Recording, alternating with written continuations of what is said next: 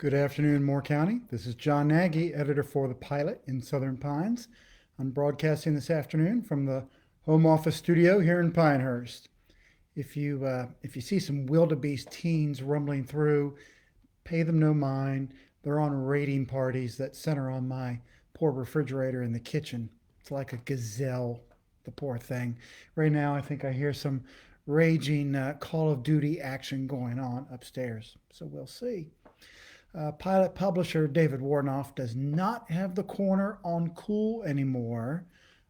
I registered on the forehead thermometer this morning at 96.9. As competitive as David is, he'll probably sleep in a freezer tonight so he can come in under that probably in the morning. The Moore County coronavirus dashboard has barely budged over the weekend. This afternoon, it sits at 173 positive coronavirus cases and remains at 10 deaths. That's an increase of cumulative positive cases by 8 since we talked back on Friday. Over at the First Health of the Carolinas website, the Health Network is reporting this afternoon that it has now completed 4,030 tests across its multi-county service area. Of that number, 437 have been positive cases of the virus, and there are still 105 results pending.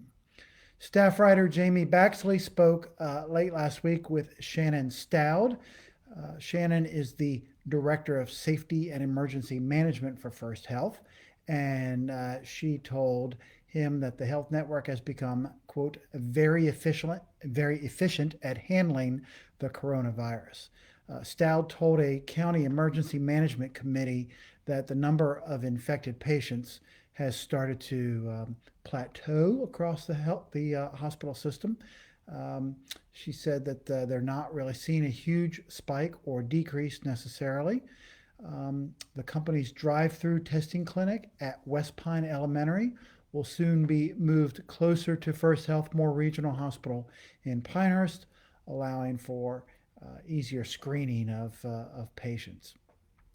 The hospital, they said, is looking at what she called the long game now and how it would continue handling the coronavirus cases with the normal load of flu cases this coming fall and winter. Now, the flu alone can really raise the census levels at First Health for hospitals. So one of the things that the hospital officials are focused on is the number of on-hand ventilators, and they're also stocking up on personal protective equipment.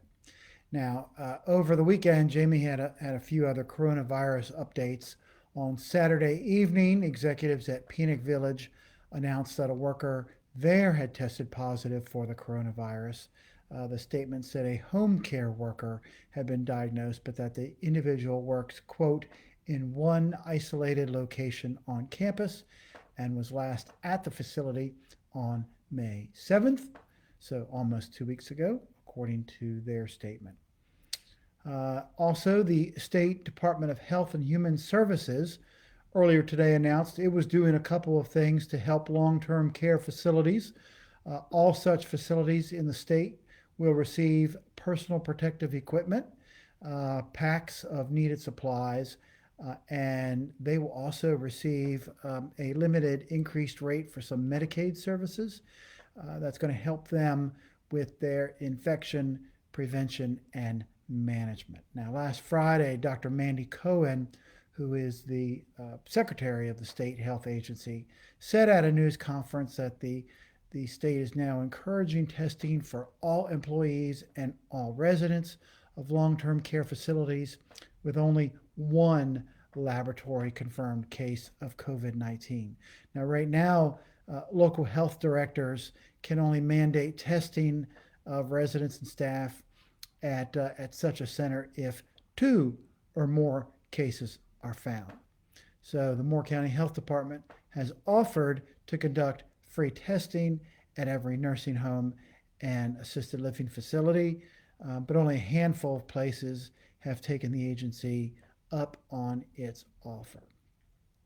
Now, in other coronavirus news this afternoon, Governor Roy Cooper appeared at another news conference and said he would decide by midweek whether the state will move to the second phase of a reopening. That phase is expected to loosen restrictions on gatherings and allow more openings, including restaurants and bars.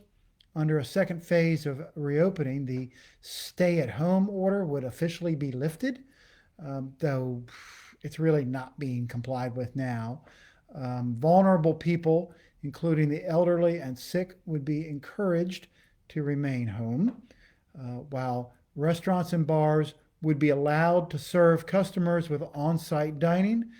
Capacities would really be reduced for a lot of those. We don't know what those numbers would look like yet, so hopefully by midweek we'll be able to give you a better picture. But that's really the key phrase here: reduced capacity. Social distancing restrictions would continue to be observed. So while, say, playgrounds or pools could even be reopening for the summer season, they would not be able to host their full capacities.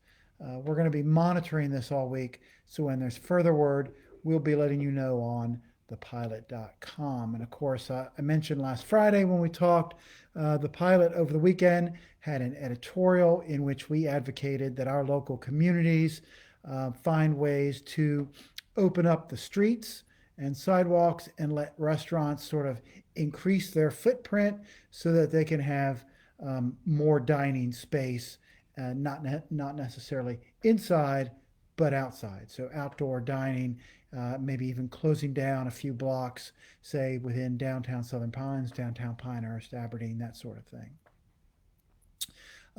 Last week, we also told you the story about the mail carrier at Pine Knoll Retirement Community in Southern Pines who refused to have his temperature taken before coming in to distribute the mail.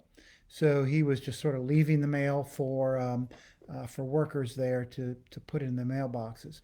Well, residents signed a petition, sent it to the postmaster, weren't really getting anywhere. The Postal Service gave an incredibly bureaucratic answer, saying residents could drive into town to get their mail. That is a rather impractical solution for a bunch of senior citizens, many of whom don't even drive anymore. Well, we're happy to report today that after the story appeared, peace appears to have broken out. The mail carrier is having his temperature taken, mail's getting distributed as normal, and the residents are all happy. So there you go. Good job, guys. Problem solved. That's about all we have for you this afternoon right now. Tomorrow is going to be another busy day putting the paper together.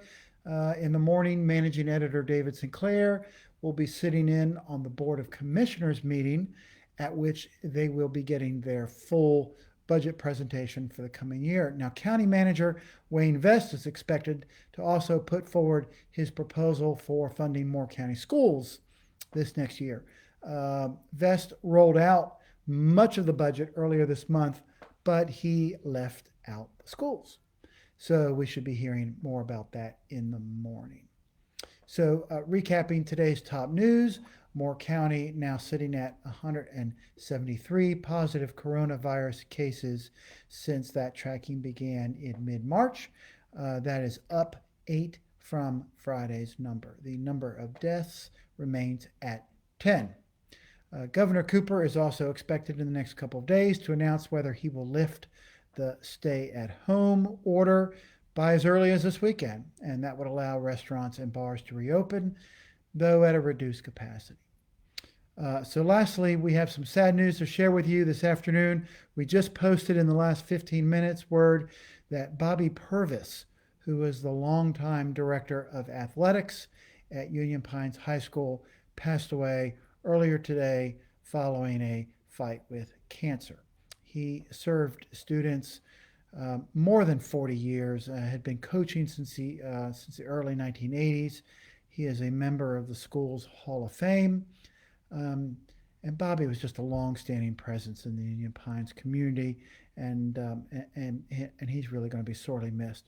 Our thoughts and prayers go out to the Purvis family, as well as the extended Union Pines High School family.